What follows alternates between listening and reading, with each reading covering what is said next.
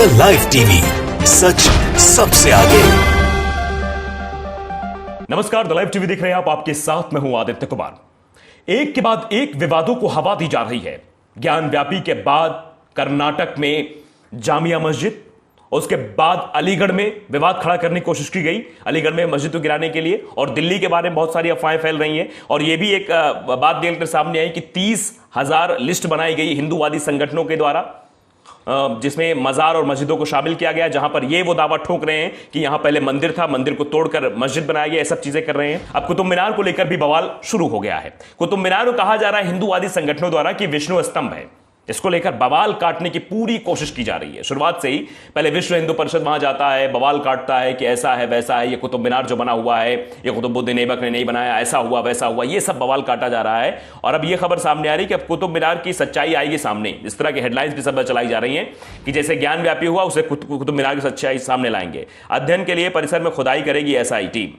यहां लगी है हिंदू मूर्तियां कुछ दिखाई देती हैं, लेकिन जिस तरह की चीजें निकलकर सामने आ रही कुतुब मीनार को लेकर, वो अब एएसआई ने साफ तौर पे कह दिया कि हम इसका सर्वेक्षण करेंगे। क्योंकि एएसआई ने ताजमहल को लेकर जिस तरह की बातें की थी, उसके बाद याचिकाकर्ता बीजेपी नेता का भी मुंह बन गया था। संघीय सोच वाले जो ये सोच रहे थे कि ताजमहल पर लेकर हम सियासत करेंगे, ताजमहल को तेजो महल बनाने की पूरी कोशिश कर डालेंगे, उनके मुंह पर भी एक जोरदार तमाचा पड़ा था। तो आप अंदाजा लगा सकते हैं किस तरह की चीजें हो रही हैं। लेकिन अब आप समझिए कि कुतुब मीनार को लेकर विवाद खड़ा करने की कोशिश की जा रही है। कुतुब मीनार को लेकर बार बार कहा जा रहा है कि यहां पर जो है विष्णु स्तंभ है, इसको विष्णु स्तंभ का नाम दिया जाएगा, और वहां आसपास मूर्तियां हैं, ये है वो है, ऐसी चीजें की जा रही हैं। अब इस विवाद को लेकर भारतीय पुरातत्व सर्वेक्षण विभाग यानी कि एएसआई के पूर्व क्षेत्रीय निदेशक धर्मवीर शर्मा के बयान के बाद यह मामला तूल पकड़ा है, जिसमें उन्होंने इस कुतुब मीनार को सूर्य स्तंभ के नाम से एक वेधशाला बताया है। यानी आप समझिए कि अब यह बवाल और तेज हो रहा है। इसके अनुसार इसे कुतुबुद्दीन ऐबक ने नहीं, उससे 700 साल पहले राजा चंद्रगुप्त विक्रमादित्य ने आचार्य वारामिहिर के नेतृत्व में बनाया गया था। कई अन्य शोधकर्ता भी यही बात दोहरा रहे हैं। अब इस विवाद को हवा दी जा रही है, यानी एक के बाद एक जगहों को लेकर यह जो विवाद खड़ा किया जा रहा है, इससे साफ संकेत है कि ये चाहते हैं कि देश में वैमनस्यता फैले।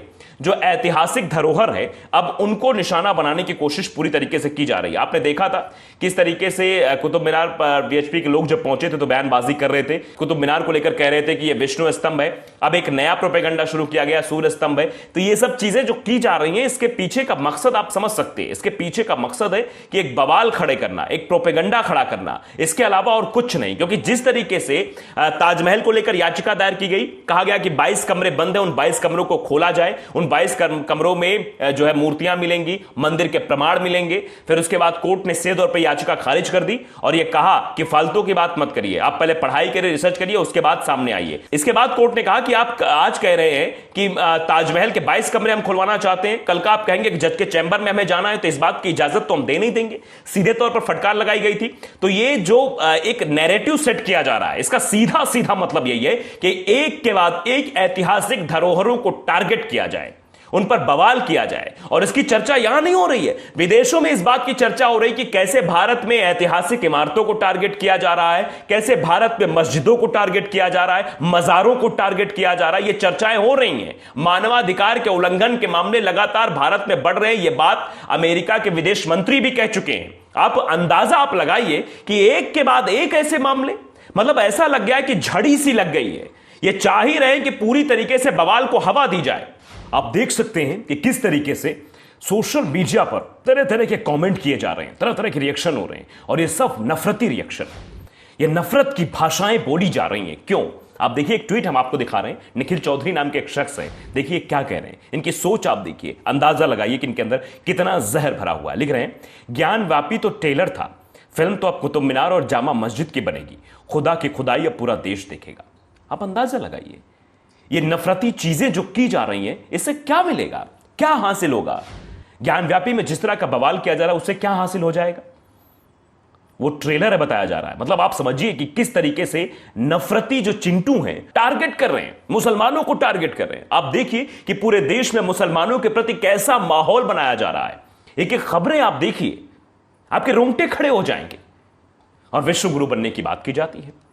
विश्व में क्या संदेश जा रहा है देश का, विदेशों में क्या संदेश जा रहा है। आप देखिए कैसे लंदन में खबरें दिखाई जा रही, बाकायदे डिजिटल जो है बस चलाई जा रही, उसमें सब खबरें दिखाई रही। भारत में कैसे जो है मुसलमानों को मारने काटने की बात बीजेपी के विधायक कहते हैं। ये सब क्यों फजीहत हो रही? इसलिए ना कि यहां पर ऐतिहासिक चीजों को टारगेट किया जा रहा है। ताजमहल, ज्ञानवापी 500 साल पुरानी है। आप अंदाजा लगाइए वहां पर किस तरह के बवाल किया जा रहा है। चलिए मामला कोर्ट में, ठीक है, कोर्ट में विचाराधीन मामला, कोर्ट सब देख रहा है, लेकिन जो सोशल मीडिया के माध्यम से नफरत फैलाने की कोशिश, जो ये आईटी सेल वाले बैठे हुए हैं, जो ये कर रहे हैं, प्रोपेगेंडा फैला रहे हैं, प्रोपेगेंडा, अंदाजा लगाइए आप क्या हासिल होगा इससे। लेकिन नहीं, ये सब किया जा रहा है, जबकि आप समझ सकते हैं क्या है। देखिए एक खान है वो लिखते हैं कि नफरती और मक्कार बिन पेंदी के लोटा हैं, हकीकत छिप नहीं सकती। ये मानते हैं कि ताजमहल, कुतुब मीनार, ये सारे किले मुसलमानों ने बनाया है, लेकिन फिर भी लड़ाई मोल ही की लेते हैं और भारतीय संविधान का उल्लंघन करते हैं, कोर्ट का अपमान करते हैं। ये तो देशद्रोही हुए। ये लोग लिख रहे हैं, क्यों ऐसा हो रहा है? आप बताइए, क्यों एक के बाद एक मस्जिदें टारगेट की जा रही हैं? क्यों 30,000 लिस्ट बनाई गई हैं कि इन 30,000 जगहों को टारगेट किया जाएगा? और किस तरीके से कुतुब मीनार को टारगेट किया जा रहा है? कुतुब मीनार को लेकर बार बार, मतलब आप समझिए कि एक के बाद एक चीजें निकलकर सामने आ रही हैं। कभी वीएचपी वाले पहुंच रहे हैं, तो कभी कहा जा रहा है कि अब सच्चाई निकलकर सामने आएगी। सच्चाई वाकई में आनी चाहिए, लेकिन इस तरह की चीजें की जाएंगी। उससे पहले ही सोशल मीडिया पर सब कुछ निर्धारित कर दिया जाएगा। बीजेपी के नेता सब कुछ निर्धारित कर देंगे, सब कुछ वही तय कर देंगे। कोर्ट से वो बड़े हो जाएंगे, अपने आप को संविधान, कानून, लोकतंत्र सबसे ऊपर समझने लगते हैं भारतीय जनता पार्टी के नेता।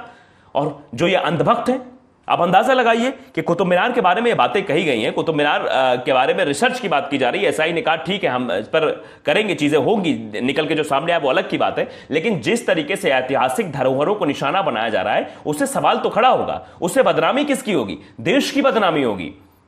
कि बताइए, भारत देश में हर एक ऐतिहासिक चीजों पर लोगों की नजर बनी हुई है। कोई भी कहीं भी जाकर कोई भी बवाल कर देता है। भारतीय जनता पार्टी के लोग जाते हैं, याचिका दायर करते आते हैं, ताजमहल नहीं तेजो महल है, और कहते हैं 22 कमरे जो बंद है उनको खुलवाया जाए, उनमें देखा जाए कि उनमें क्या कुछ है। ये आखिरकार क्यों? क्या हासिल हो जाएगा इससे? क्या मिल जाएगा ऐसा? आप देखिए कैसे कर्नाटक की जो जामिया मस्जिद है उसको लोग टारगेट कर रहे हैं। उसको हिंदूवादी संगठन नरेंद्र मोदी विचार मंच, ये संगठन है जो ये कह रहा है वहां हनुमान मंदिर था, हनुमान मंदिर को तोड़कर जो है मस्जिद बना दी गई है, हमको वहां पूजा अर्चना की अनुमति दी जाए। इससे पहले भी आप देख रहे हैं कैसे मुसलमानों पर लगातार प्रताड़ना दी जा रही है, आर्थिक रूप से भी उन्हें कमजोर करने की कोशिश की जा रही है। चाहे वो कर्नाटक में फल की दुकान पर हमला हो हिंदूवादी संगठनों का, या फिर आप देख लीजिए गुजरात में कैसे गुजरात की जो सरकार के अधिकारी हैं, कर्मचारी, सरकारी अधिकारी हैं, जो लोग मछली पकड़ते हैं, मछली बेचते हैं मुसलमान, उनको रोका जा रहा है। 600 मुस्लिम परिवार हैं जो आज खाने के लाले पड़ रहे हैं जिनको। तो ये क्यों हो रहा है देश में? क्यों ऐतिहासिक धरोहरों को निशाना बनाया जा रहा है? क्यों? इस सवाल का जवाब कोई नहीं दे रहा है। लेकिन आप अंदाजा लगा सकते हैं कैसे देश में वैमनस्यता को हवा दी जा रही है, देश में वैमनस्यता फैलाई जा रही है। तो द लाइव टीवी को अगर आपने सब्सक्राइब नहीं किया, सब्सक्राइब जरूर करिए, बेल आइकन दबाइए ताकि सच खबरें आप तक पहुंचती रहें। नमस्कार।